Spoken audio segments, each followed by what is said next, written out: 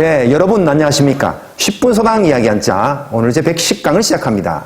네, 오늘 110강을 찍게 되는데요. 이 10분 서당 구독자분들 중에는 하루에 20강을 들으신 분과 또 지난주는 하루에 30강을 하루 만에 아주 재밌게 들었다고 댓글을 올려주셨습니다.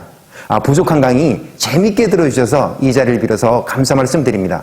여러분들도 하루에 앞 강의를 10강씩 빠른 배속으로 듣고 복습을 하신다면 글자를 훨씬 더 잘 이해하고 오랫동안 기억하실 수 있을 것입니다. 네, 그러면 오늘 첫 번째 글자 깨달을오 설명하겠습니다. 자, 글자 구조를 보면 마음심의 변형이 있고 나오가 결합되어 있죠.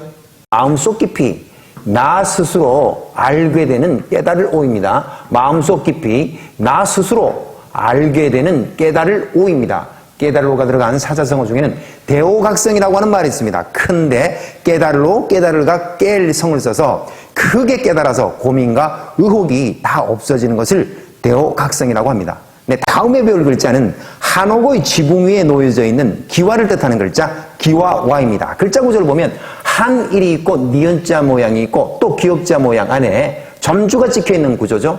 네, 기와와의 글자 이야기는 지붕에 암키와와 수키와가 함께 맞물린 모양을 본뜬 기와와입니다.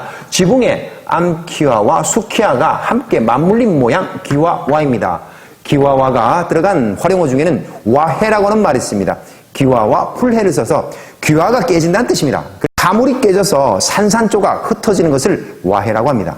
청와대라고 하는 말 다 아시죠? 네, 풀을 청 기와와 대대를 써서 우리나라 대통령님의 관절을 청와대라고 합니다. 네, 다음에 배울 글자는 말한다는 뜻의 가로알입니다. 여기서 수학의 가로 세로가 아닙니다. 말한다는 뜻 가로입니다. 글자 구조를 보면 날일 모양하고 똑같이 생겼는데 옆으로 좀 길어요. 자, 글자 얘기 정리하겠습니다. 입을 옆으로 길게 또 혀를 움직이면서 말을 하는 가로왈입니다. 입을 옆으로 길게 또 혀를 움직이면서 말을 하는 가로왈입니다. 가로왈이 들어간 사자성어 중에 왈과 왈부라고 하는 말이 있죠. 가로왈 오를가, 가로왈 안일부를 써서 좋으니 나쁘니 하고 서로 옥신각신 떠들어대는 것을 왈과 왈부라고 합니다. 다음 글자는 어떤 것을 의욕적으로 하려고 하는 하고자 할 욕입니다. 글자 구조를 보면 골짜기 곡이 있고 입을 크게 벌린다는 하품음이 있죠. 자, 글자 이야기는 골짜기의 물을 하품음, 입을 크게 벌려 마시려고 하는 하고자 할 욕입니다. 골짜기의 물을 하품음, 입을 크게 벌려 마시려고 하는 하고자 할 욕입니다. 하고자 할 욕이 들어간 활용어 중에는 욕심이라고 하는 말, 하고자 할 욕, 마음심을 써서 자기만이 이롭게 하고자 하는 마음이 욕심이고 욕망이라고 하는 말도 있어요. 하고자 할 욕, 바랄망을 써서 무엇을 하거나 가지고자 하는 그 바램을 욕망이라고 합니다. 다음 글자는 근심, 걱정거리를 뜻하는 근심우입니다. 글자 구조를 보면 머리혈이 있고 그리고 덮을며 마음심, 오래 걸린다는 뒤졸치가 있죠. 근심우의 글자 이야기는 머릿속엔 걱정이 덮이고 마음속엔 괴로움이 오랫동안 남아있는 근심우입니다. 머릿속엔 걱정이 덮이고 마음속엔 괴로움이 오랫동안 남아있는 근심우입니다. 근심우가 들어간 사자성어 중에 내우외환이라고 하는 말이 있습니다. 안내 근심우, 바깥외 근심환을 써서 내부에서 일어나는 근심과 외부로 받는 근심을 뜻하는데 나라 안팎의 여러 가지 어려운 사태를 이루는 말을 내후외환이라고 합니다. 네, 다음에 배울 글자는 어조사우입니다. 네, 어조사우의 글자 구조를 먼저 보겠습니다. 두 이가 있고 갈고리골이 있죠. 만일 갈고리골이 없다면 이 글자는 완벽한 방패간입니다. 그래서 방패간을 비유해서 이 글자를 기억하는 것이 서로 헷갈리지 않고 잘 기억할 수 있습니다.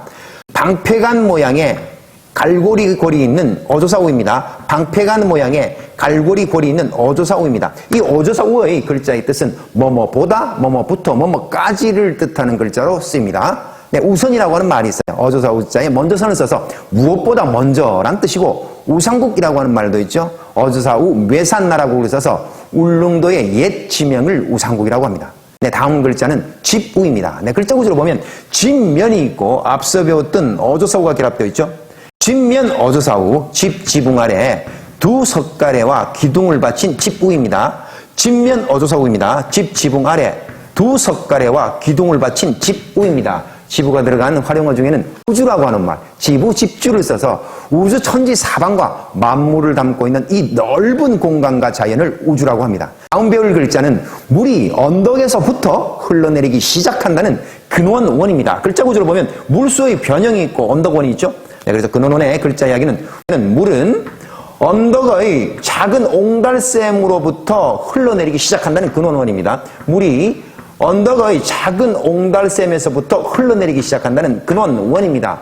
네, 근원원이 들어간 활용어 중에는 근원이라고 하는 말, 뿌리군 근원원을 써서 물줄기의 근본이죠. 사물이 생겨난 본바탕, 이러의 밑바탕을 근원이라고 합니다.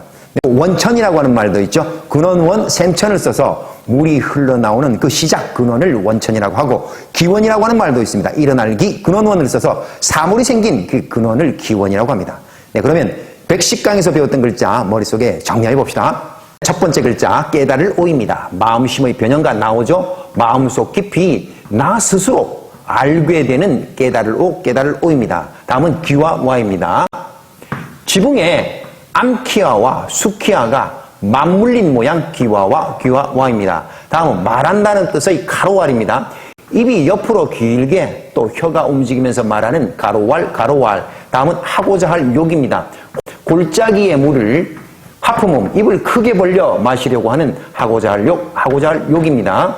다음은 근심우입니다. 머리열 덮을 멱, 마음심, 뒤저울 치입니다. 머릿속엔 걱정으로 덮이고 마음속엔 괴로움이 오랫동안 남아있는 근심우입니다. 다음은 어조사우입니다.